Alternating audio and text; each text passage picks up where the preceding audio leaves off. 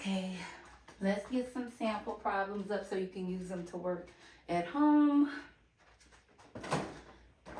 And you should be able to see everything on that video. So let's get started. Alright, so what we was working on last week, remember, combine like terms first, okay?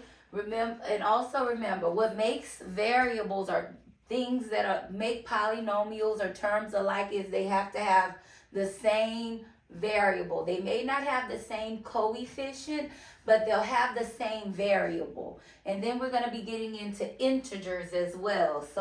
But remember, same variable, you can combine them before you start to solve for x. And remember, x is a variable and x is the unknown number, okay?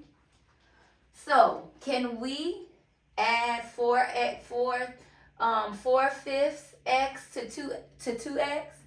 Yes, because it's the same variable. I like to do it this way. Oh, this is brown almost. So we can at least see. And how do we make this 2x of a fraction? We put it what? Over 1, right? Now we have something there. But before we add these together, what needs to happen? They have to have a what? The same denominator. So this one should be pretty easy because we know 5 can't go into 1. Remember, I told you to look at the denominators themselves before you try to go into anything else. So we know 5 can't go into 1, but 1 can go into 5 easily. How many times? 5 times. So we know 5 is our denominator. So 5.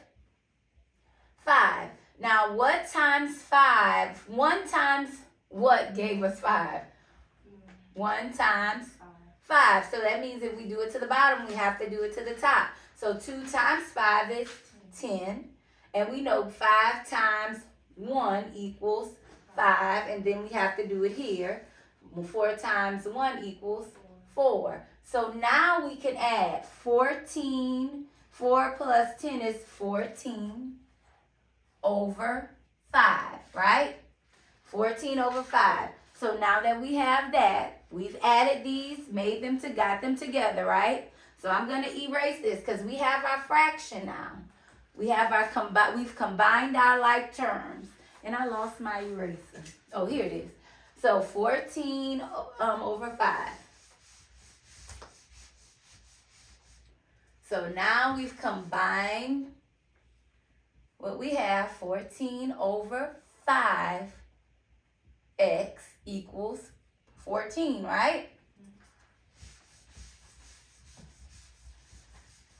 So the first thing now we can do, we need to solve for x. Now, what's the opposite? Well, let me ask you this. When I told you signs may look differently, when you see a fraction, what do we know this stands for? It stands for division. So, what's the opposite of division? Multiplication. So remember, we find the reciprocal and we come on this side. And whatever we do to one side, we have to do to the other side, right? So we know these cancel. And it left x by itself, right? Now we need to do what to 14? We need to make it a fraction, right? And we're going to put it over 1, right? So now let's see what we have. Can we cross cancel here? No. Can we cross cancel here? Yes. Because this is going to be 1 and this is going to be a 1, correct? So now we can just multiply regularly. 1 times 5 is 1 times 1 is.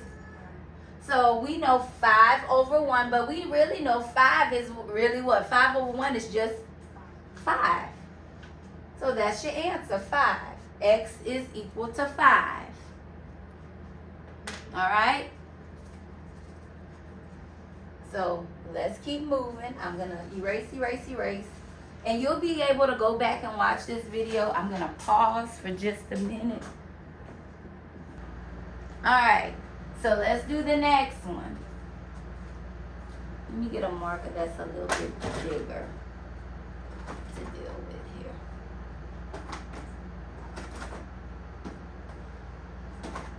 Alright, so let's do the next one. Same thing. Do we have like terms? Do we have like terms? Yeah, we do have like terms. Okay, so it's basically, let's see. Let's go ahead and start. We're gonna take this term. Remember, the sign goes with it, right? And we want to bring it over to this side, right? So now we're gonna have 1/3 x. So what's this gonna be? The opposite, right? Subtraction. The opposite of subtraction is addition, right? And 1/5 x equals to 6, right? This marker's kind of tatted. It's kind of yellow. Alright, so now we have our common terms together. Let's do a breakdown. I think it's wise to do it like this so you can make sure you have the right answer. Oh goodness, I have some horrible markers today. Horrible. I'm trying to make sure it's dark enough for the video too. Alright, so now we have 1/3 x plus 1/5, right? X. Do we have common denominators? No, we have to make them common. Remember, like I said, can 5 go into itself? Yes. Can 5 go into 3? No. Can 3 go into 5 evenly? No, because you're going to have 2 left over. So let's figure out what number can both of these get together. What's the common multiple, okay? So remember, I like to do this. I do 5 times 0, 0. You don't have to do 5 times 0. 5 times 1 is 5. 5 times 2. I like to go up to at least 3 or at least 4 or 5. So 10, then 5 times 3. Because now we see the 3 there, right? And here's a 3 here, right? And that's going to be what? 15. So we know 15 can go into 5. And can it go into 3 as well? Yes. So we know 15 is our common, going to be our common denominator here. Was going to make things common. So what did we have to multiply times 5 to get 15? 3. Remember, whatever you do to the bottom, you do to the top. What did we have to multiply times 3 to get 15? 5. There we go. Whatever we do here, we got to do here. So let's multiply. 1 times 3 is 3. Then 1 times 5 is? Now we can add, okay? Our denominator stays the same. 5 plus 3 is 8, right? So now we have our whole problem. We have 8 over 15x. So now we did this. We finished our setup. And we know what this answer is now, right? So we can erase our work here. And now we have just 6 now. All right. Now we know this is what? Division. The opposite of division is multiplication. We find the reciprocal, 15 over 8. Very good. And we have to, whatever we do on one side, we have to do to the other side.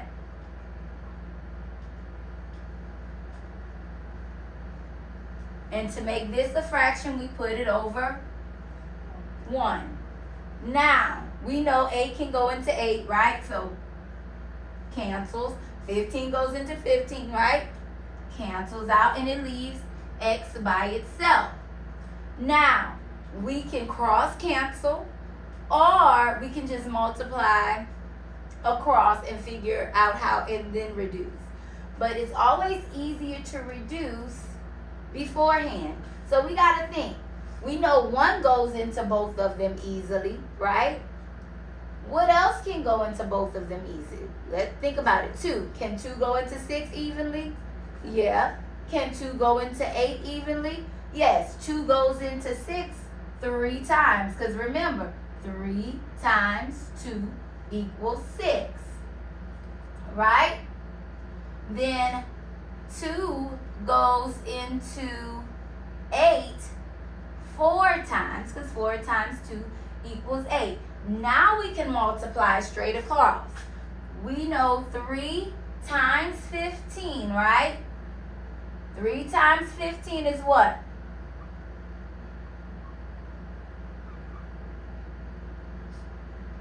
Is what? 45, right? And then we have 1 times 4 is 4. Now, usually I will say, you can leave it that way. That's fine. I'll accept that. I will give you half credit for it.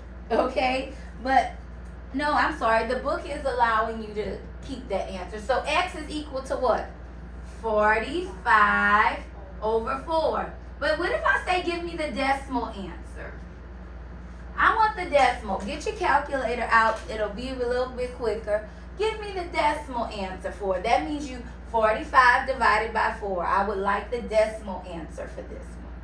So I will be asking you for the answer in decimal form.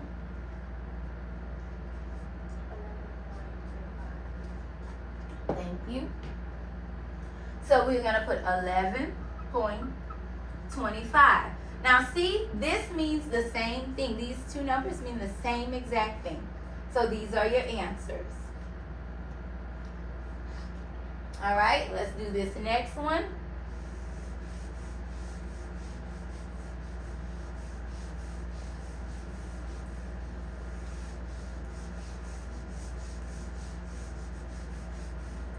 And tomorrow we'll review the entire study guide. And I'm just going to move this problem over a little bit, okay?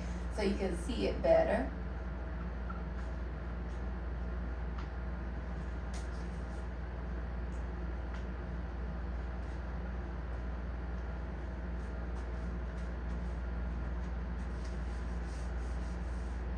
All right, so remember we have to first combine like terms.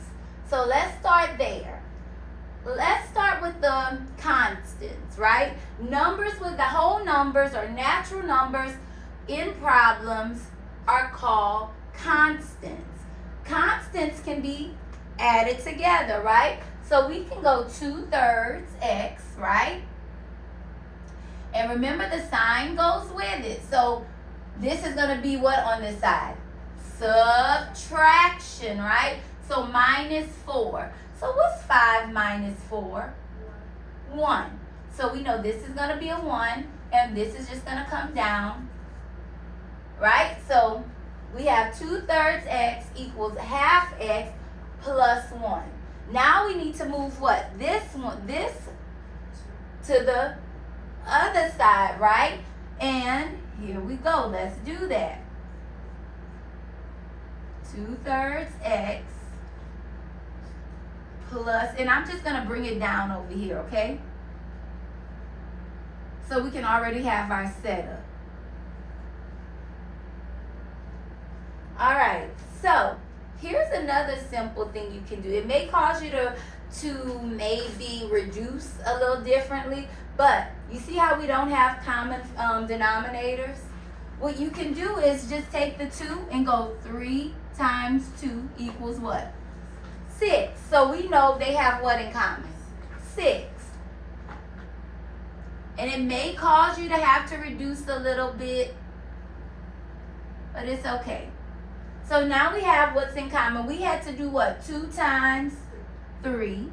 So whatever we do to the top, bottom, we do to the top. 1 times 3 is 3. And then we had to do 3 times 2, which equals 6. Whatever we do to the denominator, we do to the numerator. 2 times 2 is. Now we can just, hold up.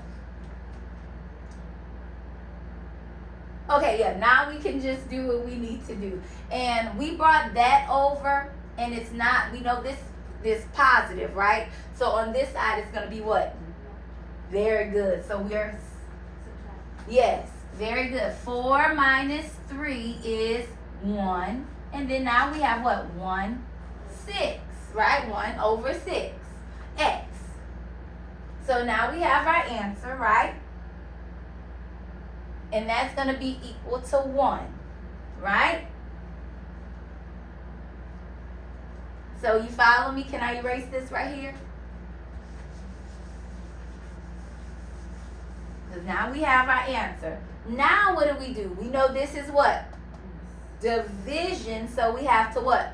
Multiply. And we find the reciprocal. Very good. The reciprocal of 1/6 is 6 over 1. And then whatever we do on one side, we have to do on the other. And we make this a fraction, which is always putting it the whole number over 1.